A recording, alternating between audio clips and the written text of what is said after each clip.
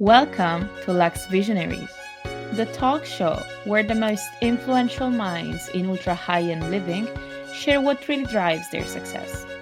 In every episode, we sit down with the trailblazers, redefining what bespoke, personal, and purposeful luxury truly means.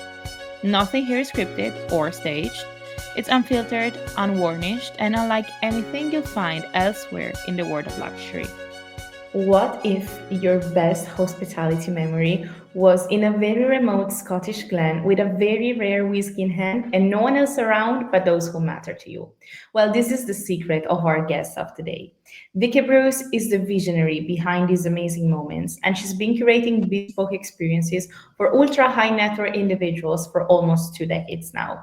So join us as we take you to the behind the scenes of premium Scottish hospitality, poured one dram at a time.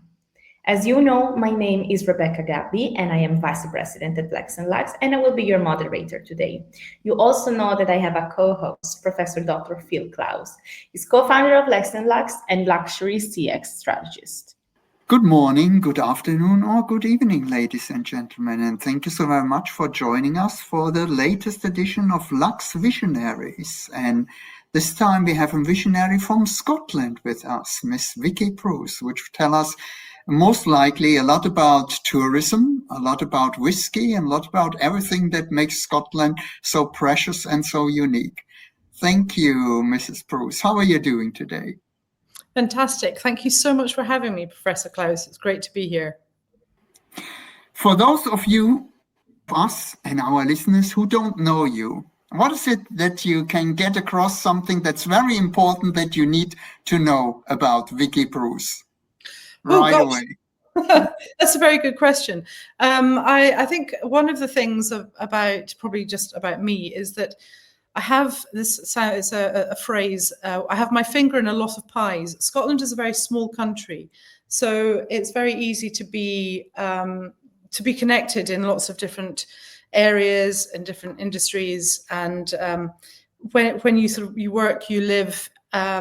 And sort of really love the country you're in, and it's got such a small population. It's very useful in business to be connected to lots of people, and so that's probably one of the things that's most important to me. It's all the connections. Besides being Scottish, of course. Besides being Scottish, that's quite important to me as well. So, for those of you who are not familiar with your business, could you elaborate a little bit what it makes it so special and so unique? Because there are different facets, but I rather have it that our audience hears it from the horse's mouth rather than from others. Absolutely. So I think one of the things which I find I'm very single-minded about is I'm very careful with what we built. We built this travel company 13 years ago. And my previous experience was in the whiskey industry. And so I built the travel company with my partners with a view to what we wanted to experience, what we wanted our guests to experience, and not what was already happening in the sort of the travel industry. So I'm very, very single-mindedly don't look at what other companies are doing in case I'm steered off my vision. And there are lots of companies in Scotland doing lots of wonderful things. The way that we wanted to project our business and to look after our clients was based on our original, the core model, which is very much about extending friendship, about being with the clients that we look after, not arranging it for them and allowing them to be tourists, but making them feel like they're friends, that they're connected, that they're valued. And actually, because we do that, an awful lot of our clients leave as friends and keep in touch with us. So Vikki, what you mentioned was that you were, if I can call you Vikki, is that okay? Oh, please, yes. Oh, thank you. That's very kind of you. That you said you wanted to have a different kind of experience based upon your own experience and what you saw in current offerings that were centered around the things that you love so much. And apparently you were not quite happy with what you've seen, or were you? Oh, I didn't really know. Actually, I didn't really know what I was getting into. And this is for me a case of, I think that sometimes ignorance is bliss. So I went into this industry with no preconceptions and really based it on, excuse me, what I felt that we wanted to offer, as opposed to what other people would maybe expect or what other companies were doing.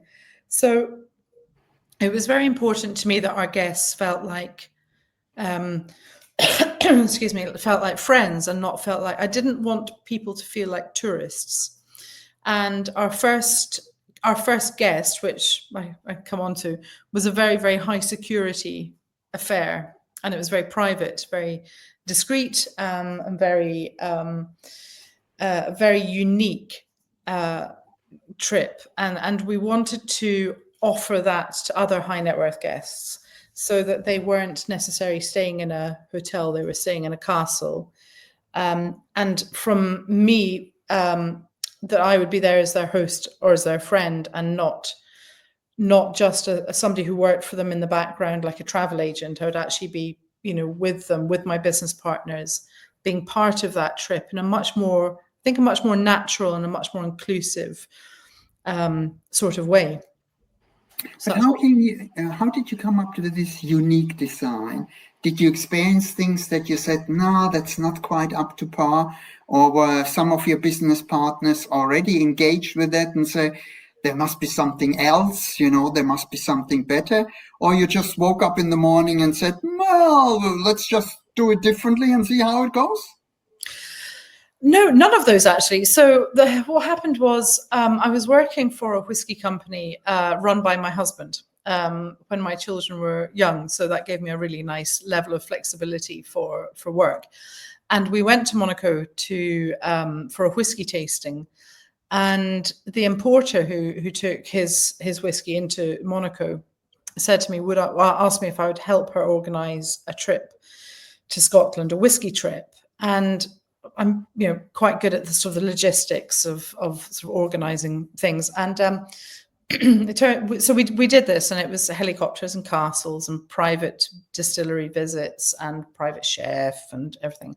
And it was for His Serene Highness Prince Albert. So when we completed this trip, who was then my friend Charles McLean, who's the world's most famous whiskey expert, who gets on very well with His Serene Highness, said to me, I really like what we did here, and I'm quite tired of traveling overseas to give these whiskey tastings. How about we use this as a business model, and we invite guests over from around the world to experience this. So it was very much our product, as opposed to how are other people doing it and can we do it differently. It was, here's a really nice model of being able to offer people a very exclusive luxury experience and then roll that out to other people. So that's how it started. See, I always love that when I give 3 options and none of them apply. So we learn something every single day. That sounds rather marvelous. So where did you go from here? Did you say, yeah, that should be an idea, and then you looked at the right partners? Or was it just that somebody came by recommendation and you're like, okay, now we do it? Or what happened next? So what happened next was I thought this will be brilliant. Because actually it was relatively straightforward. There was a lot of work involved, but it was relatively straightforward to arrange this beautiful experience for the family and their friends. And I suppose I wasn't afraid of what we were creating. There were a lot of really steep lessons along the way. So for an example, even though we are not in Europe anymore, Scotland, we are still subject to regulations which are European travel regulations, which are put in place to protect the clients.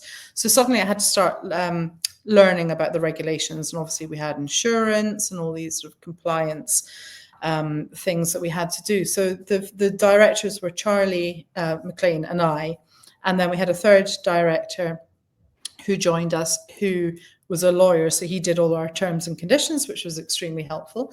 And he had worked in China for Diageo, the drinks company, for 13 years.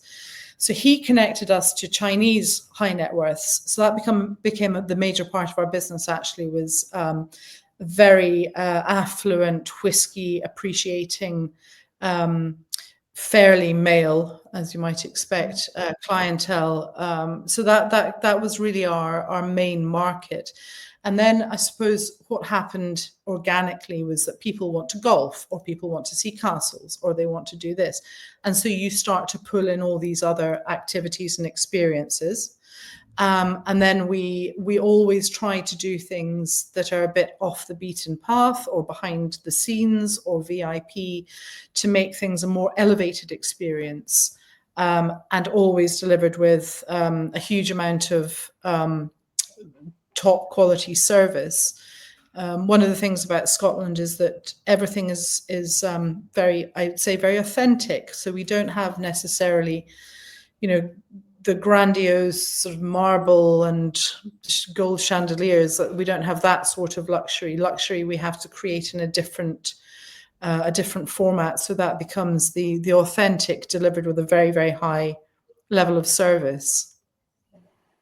When you speak of authentic, unique experience, how would you personally describe the difference that the Scottish authentic experience makes in comparison to, say, the Italian, the French, or other experiences?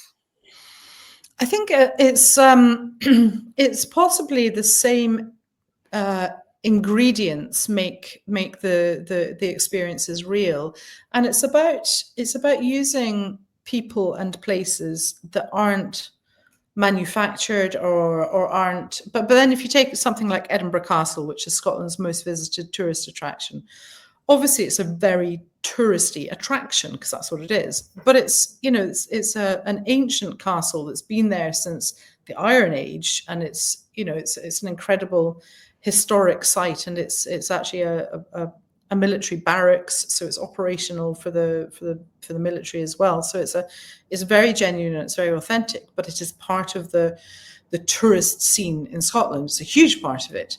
So the way we approach that is, we're looking at how can we make that different? How can we make that better? Because it's a shame if people come all the way to Scotland and don't see Edinburgh Castle, but we don't want them to feel part of that tourist trail. So we will do, for an example, either a pre-opening tour, so they have the castle to themselves before it's opened to the public, or we'll do an evening event so that they get a private evening, which is really majestic because the castle's beautifully lit. They get to see the crown jewels, and bagpipes and flames and things like that, and very, very atmospheric. So we quite often will take things which are pre-established tourist things, but how do we make that? How do we elevate that? How do we make people feel special? And so that's what we've really honed over the last 13 years. 13 years, that's quite some time. And if I understand you correctly, all your offerings are almost bespoke. They're completely tailor-made. So how do you find out the preferences of your clients? Do you have like a preset interview with them? Do you have longer relationships? Or how long does it take in terms of process actually to get to the final itinerary, for the lack of a better word, or for the final experience design? Yeah, it's a really good question. And actually it's different for each client. So a lot of our guests come through travel agents overseas. So we're what's called a domestic management company. So they have the client and we create the product, and they're in the middle. There's a real problem with that because we aren't speaking directly to the client. And we've done trips for people where the client, we haven't been able to ascertain, and I use the word vibe because that's what it is. And so we've created something according to what the travel agent it can be anywhere, it can be from any part of the world, what they think the client wants, and they're not necessarily asking the right question, and they're they're protecting themselves from their client going around them and coming direct to us. But actually, we wouldn't cut them out. And the client comes to Scotland and they're with us anyway. So it's kind of pointless. If we're talking directly to the client, then we just have a series of phone calls, and we have some clients who want to be very involved in their trip. We have some clients who just want us to do it for them and get on with it. We try to give people a sort of a loose plan. So most people have got, the starting point would be, I do want to do these things and I don't want to do those things. So we sort of work on that. And then we have a little bit of expectation management, usually quite near the beginning of the conversation, because people want to do an awful lot, because Scotland's a tiny country, not quite as tiny as Monaco perhaps, but it's compared to China or Russia or the States or India, it's minuscule. So they think they can do it in 3 days, and actually you can't, because the infrastructure is not really there, unless you're going by helicopter, in which case you can. So we build everything from the ground up. And one of my business partners said to me a few years ago, I don't understand why you don't just reuse itineraries. And it's because we can't, because they're all completely different. But that vibe is very important. So we do have a questionnaire which gets the sort of the basic things out of the way.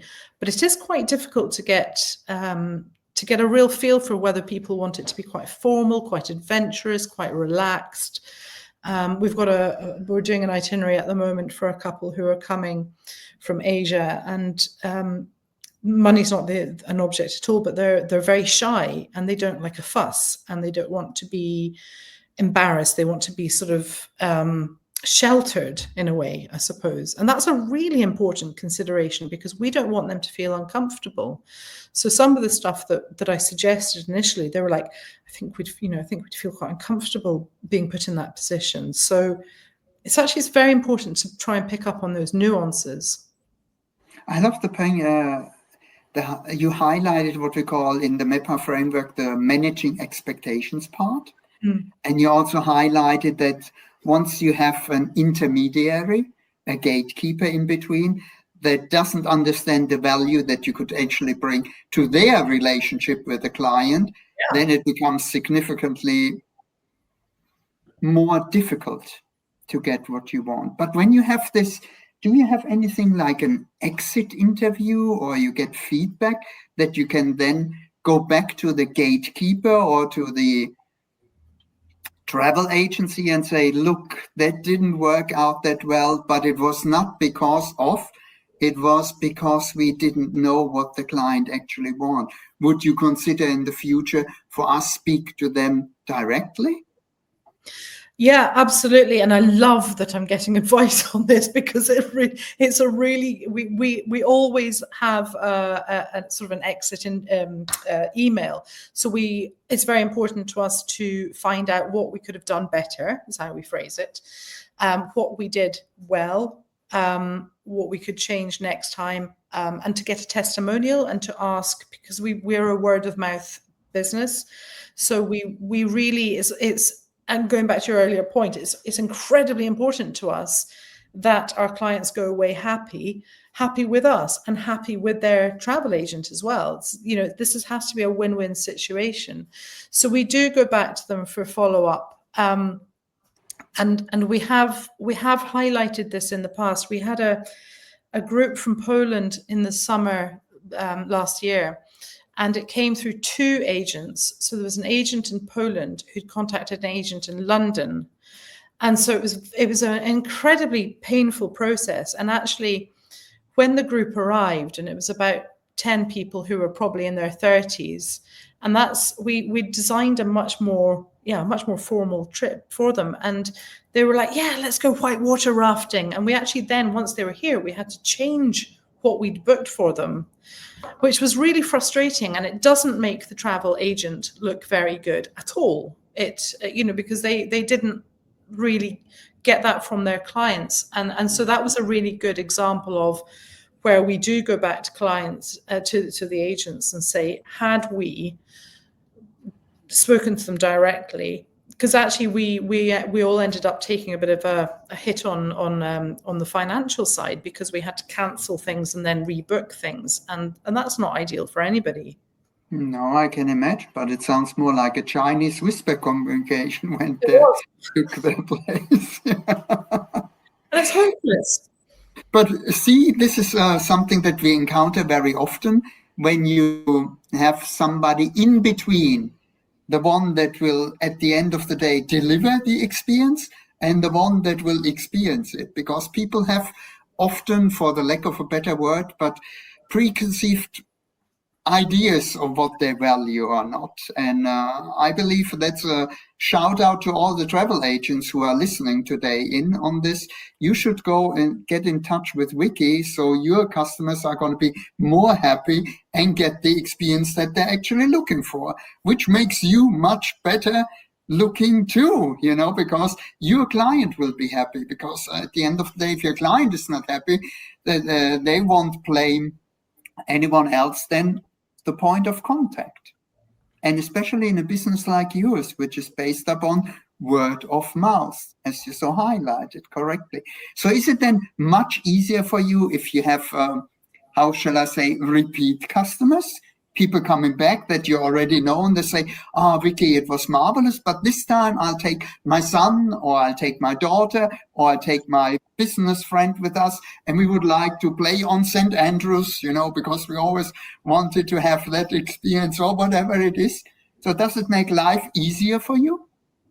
We do have repeat business. We have a lot of referrals. We have a fair number of clients who are fairly open that they will do Scotland once, but actually once they've done it, we find that they do come back with, so for an example, we work closely with, I don't know if you know the YPO, but we work with the YPO. Yep. So we have a lot of YPO groups come over, and then they will then go back and come back as a family, or as a group of female friends, or a group of golfers. That's a really good example of when people come back, because they only come with their YPO groups. They're coming for a very specific time slot, and the what they do is always very sort of kind of a set formula almost, if you like. So they want to come back and have a looser, more broad experience with us. So that's a good example of a client that comes back because they have a taster. And then think, there's so much more. We had two YPO guys here last year who were here for 3 weeks, and they still didn't see about half of the stuff on their hit list. So they're coming back. They're here for 3 weeks. Good for you. It shows that you're delivering exceptional experiences, exceptionally tailor-made experiences. But I also love the fact that it seems to me like if you permit me to read between the lines, that also being Scottish and working with the people there is very important to you too. It was really, when I set the business up, it was the first key metric that I had never anticipated, was that I could bring foreign money and, not just sort of a little bit of money, but actually quite significant money into rural areas where the economy is quite poor, to friends of mine who work very hard in not just the travel industry. So we bring in people to enhance guest experiences. So an example of that would be, there's somebody on the west coast off one of the islands. It's quite remote, and he's a kelp farmer, a seaweed farmer. And that's his livelihood, is selling seaweed to UK restaurants. So he's out in a wetsuit or dry suit, actually, harvesting seaweed in the North Sea, which is it's not exactly Mauritius. It's not a very easy job. And if we can take in people, this is going back to what I was saying about authentic experiences.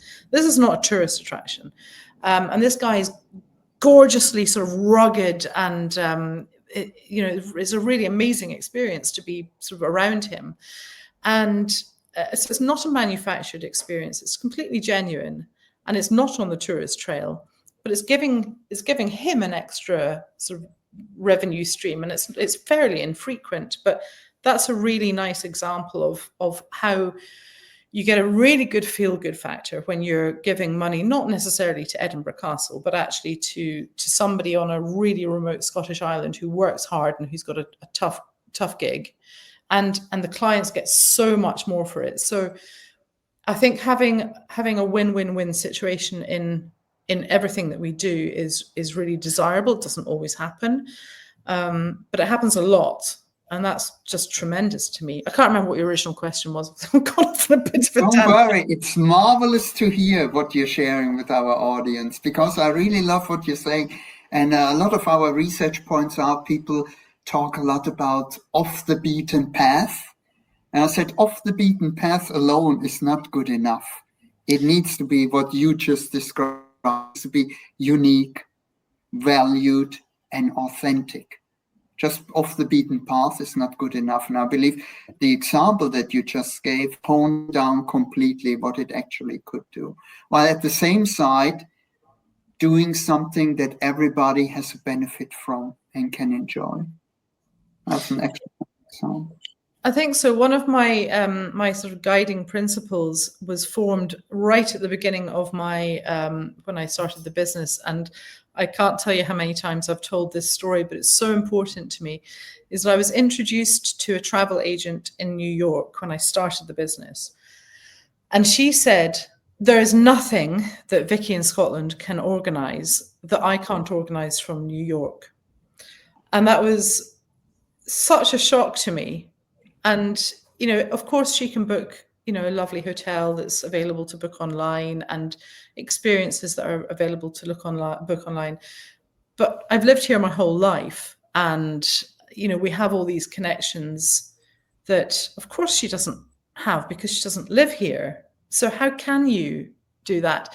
And it came into play with a client that we had really early on in the business's lifetime. And she was a very, very elegant Chinese lady, and she wanted to go scallop diving, and so had this lady in New York known. There's a little pier somewhere, secret place in Scotland, where all of the fishermen throw their baby scallops off into about 30 feet of beautiful crystal clear waters. But you know, we weren't going to put her into the water because it's quite cold. It's the North Sea. It's quite cold. So we got actually a scallop diving friend of ours who's got a little boat, and in between the Isle of Skye and the mainland, a place called Glenelg, is a stretch of water called the Sound of Sleat, and it's just beautiful. And it was about this time of year, and we get real. Actually, we were just chatting to Rebecca about this. We get real heat waves at this time of year. We had a beautiful, beautiful day, and we went out on his boat that he'd cleaned for us, and he'd caught some fresh scallops. And this chap. His name is Neely, and he lit a little bucket barbecue on his boat, which was quite alarming. I've never seen anybody light a barbecue on a boat before, but anyway, it was fine. And he'd made some garlic butter, and he opened the scallops and he put them on the bucket barbecue and put the garlic butter in a little sprinkle of sea salt. And he pulled out from over the edge of the boat a bottle of Chablis that had been chilling, and he gave this beautiful, elegant guest, her name is Jasmine, a fishing rod. And she caught a coley cod, type of cod, coley fish, and then he started playing the guitar, and it was just like so magical, and it, you know, when you talk about luxury, this didn't cost very much money. I think we gave Neely a bottle of whiskey, and that was it. So it's not about what you're spending, and it's not about buying expensive things online or what you know or what I don't know. It's about that real creativity, about knowing the fact that Neely up in the Kyle of Loch Elsh and he can do this. And so it's about creativity. And that for me has become where because the word luxury is, as you'll be well used to, is so overused now. It's used and abused. How do we add value is really the way we're looking at it. How do we add value? When we're dealing with high net worth clients from around the world, they can have all these amazing experiences. They can travel in luxury transport and stay in luxury hotels. So what is it that we can give them that they don't normally have? And actually, a lot of that is really elemental. It's to do with putting your feet into the icy cold water and feeling the stones and smelling the bonfire and drinking the whiskey, and it's quite elemental because we live in such a sterile, air-conditioned world. So that's kind of how we try and approach it, to make people to make really, really brilliant memories for people. Yeah, I couldn't agree more, Vikki, because I have this conversation all the time with my clients and also with my children when we reflect upon what's important. And at the end of the day, people don't buy products, people don't buy services, they buy something to have an experience. And the memorable experience that you just described, it stays with our memories and with our beloved ones forever. And this is literally priceless. It is priceless. And the travel agent in New York, she couldn't do that. No, hell no. Pardon me. No, of course she couldn't. But again, let them be, but absolutely. She's still very successful. But this is going back to what you were asking earlier about how we do things differently. I don't know what she does. I don't know what other people do. I know what we do. I know what we're very good at it. We've been doing it for 13 years. We've made all the mistakes, and it doesn't mean that we don't still make the occasional mistake, but we tends to be pretty rare. And we look after different groups of different sizes. We look after corporates and families and all sorts of different people who want different things, who have different expectations, different needs. And we've learned to be pretty intuitive on how we look after them. And a lot of it is very much cotton wool. They want to have that authentic experience, and they don't want to be on the tourist trail, but at the same time, they want to be really well looked after. So we have a really careful handover process when we've got the driver with them who's taking them to the hotel or the castle, or we work with butlers. So there's always somebody, if we're not there in person, there's always somebody with them looking after them and feeding back to us anything that they feel that we need to know. So it's about that, giving them that really high level of service. That makes sense, Vikki, because you remind me of when I start my research in the luxury field, even if it's overused. And one thing I always find out, people like you're not competing against, you're competing for the clients. And this is what makes you so successful and stand out. You couldn't care less what the lady is doing in New York, because all you focus on, and what you clearly described, is what's the next person that's going to enjoy my services really after? What do they value? What kind of experiences are they looking for? And I love that, Vikki. You got a friend.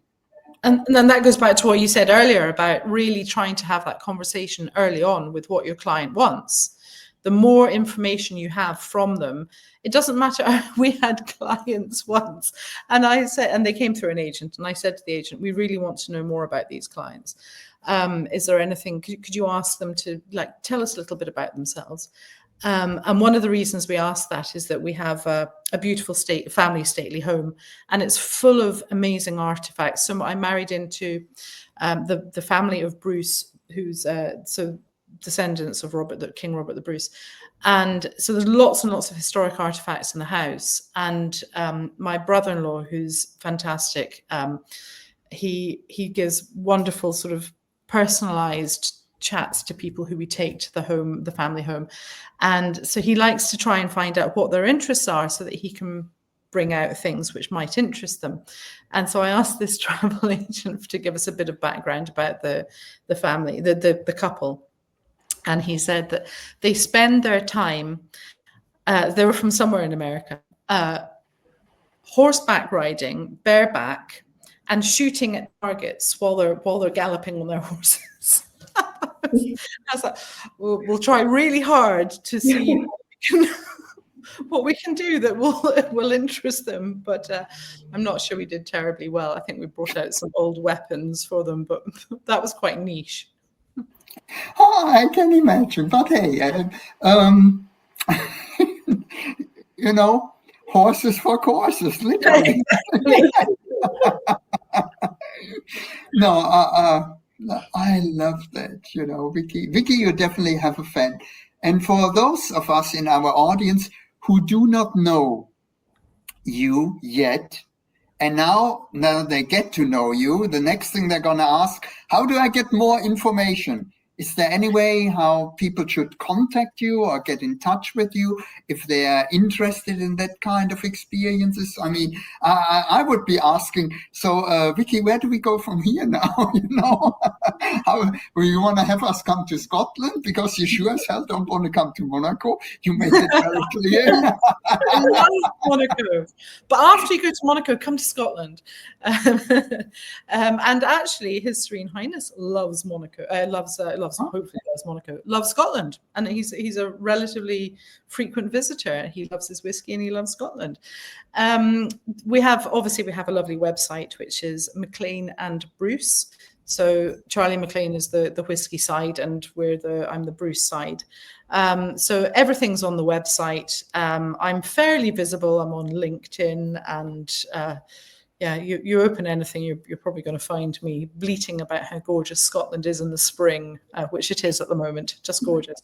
Or have some whiskey, or come to Scotland. Marvelous. Is there anything on your mind that you would like to share or wrap it up? Something? There is. Time. There is. I'm not surprised. How long have we got? Go for it. So during COVID, which was obviously very difficult for anybody in, pretty much any business, but obviously we were in the inbound luxury global travel business. It was pretty tough going. We pivoted into selling casks of whiskey, which is, it happened in a slightly lengthy organic process, but now we have a separate arm to the business, which is selling casks of Scotch whiskey. And I could bore you at great length about that, but we have a lot of our travel clients have and do buy casks of Scotch whiskey. They buy them for lots of different reasons. Some people buy them to sort of commemorate the birth of a child or a grandchild, so that the whiskey ages with the child and then they can drink it at some stage. Some people are buying it for investment purposes. So this has become a huge part of the business, and we sell everything from before whiskey becomes whiskey. For the first 3 years it's in a cask, it's new make spirit. So that's it when it's fresh off the stills. So we sell everything from new make spirit right up to, I think the oldest cask we're selling at the moment is from 1969. It's a McLean to a client in Asia. So that's a separate part of our business. But I thought it might be interesting to you guys, because a lot of our buyers are luxury buyers, and it's an alternative investment asset for a lot of people. So that's something that's slightly different to the travel side of the business, but actually the two are really symbiotic. And we got into it partly because we've been taking our clients to distilleries behind the scenes visits for the last 13 years. So it was kind of a natural. And I'm married to a distiller, and whiskey is very much part of our DNA. I can see that, because my question would be, on your LinkedIn profile, it says responsible Scotch whiskey cask sales. So I was wondering, which part is responsible? That it's Scotch, that it's cask, or the sales, or all of the above? The sales. We're very, very compliant in helping our cask buyers to protect themselves, because it is unfortunately an industry that's rife with fraud. It's a difficult industry at the moment. It's not regulated. So there are some very easy things that people must do to protect themselves. And we have an authoritative body called the Scotch Whisky Association, who've got an advisory piece on their website saying, this is what you need to do if you're going to buy a cask of whiskey. So the people who have been sadly defrauded didn't do what they should have done. So we can't control in any industry. It's, we have bad players in all industries, but it's up to us to educate the people who are buying them on what they need to do to protect themselves against the fraud. So we behave very responsibly. Marvelous. Well, thank you for highlighting that, because I was wondering what it referred to. Yes, I know. I hadn't really thought about people because to me, Yeah, I understand because when I read it, I'm like, which part of it? All of it? all But of I it. didn't know. Yeah, I didn't know there was fraud in this. So in case if somebody wants to invest in a flask, I mean, either ask the Scottish Whisky Association, which, as you highlighted, has the how shall I say, almost like a list of people they can contact.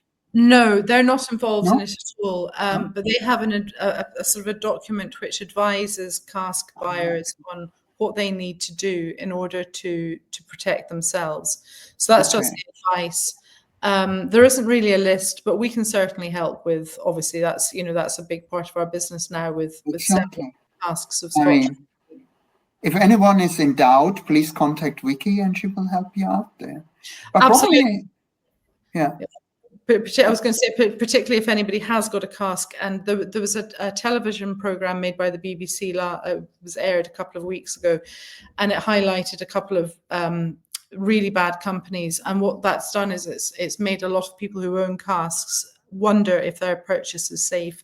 We're happy to have a conversation if anybody does have a cask that they are worried about. And we after the program was aired, we had a lot of people coming to us and saying, what should we do? So that's free advice. We're happy to have conversations with people if they're worried. That's very kind of you. So if somebody is not quite sure what kind of cask they have, they can get in touch with you, and you somehow, for the lack of a better word, can authenticate if that's the right thing or if there might be a challenge regarding that investment. Absolutely. We can just help them if they need to just check where their cask is, or if they are definitely the owners, if the cask exists. We're very marvelous. Marvelous. So thank you so very much for sharing that. And ladies and gentlemen, I don't know what your perception is of Vikki Bruce, but I love her, and I love that she shared all her insight about the authentic, value-driven customer experience she delivers day in and day out.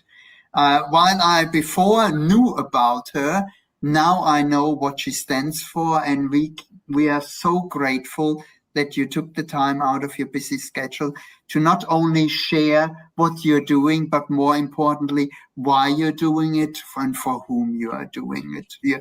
And I consider you a truly visionary, because visionaries is not about having something fancy, new, or AI or whatsoever. It's what you deliver. The right things at the right place for the right people, and giving back, really giving back. And I cannot thank you enough for joining us on the program. It was a delight, a pleasure, and an honor. Thank you. Thank you so much, Professor. I really appreciate it. And that's a wrap on today's Luxe Visionaries. If this conversation inspired you or gave you something to think about, please do us a favor. Follow, subscribe, and share it with those who appreciate real insight. The future of luxury isn't coming, it's already here, and we're giving you the front row seat. So until next time, stay bold, stay curious, stay visionary.